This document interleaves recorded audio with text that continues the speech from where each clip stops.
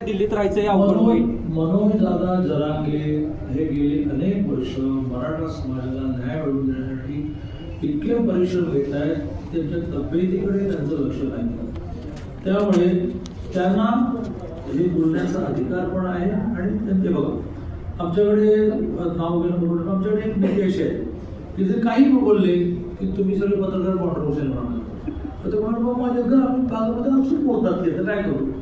असं मनोजदादा जरांगेंची भाषा आहे आणि त्या भाषेबद्दल आम्ही काही इरिटेट होत नाही, रागवत नाही, ते भांडण बोलतात. माझी त्यांनाही विनंती आहे आणि मराठा नेत्याला विनंती आहे की काय बोलायचं आहे, मला माझ्या गुरुने शिकवलं की तेच बोला पण नीट बोला. तुम्ही असं काहीतरी बोलला तर त्याच्यातून सहानुभूती द्या. तुम्ही मुख्यमंत्र्यांना बोलता मग या देवेंद्रजीने महाराष्ट्रामध्ये काय कसं काढलं आहे. 42 वर्ष आम्ही मित्र आहोत. माझ्याकडे 3 राज्य होती, तुमच्या वडील आमदार होते.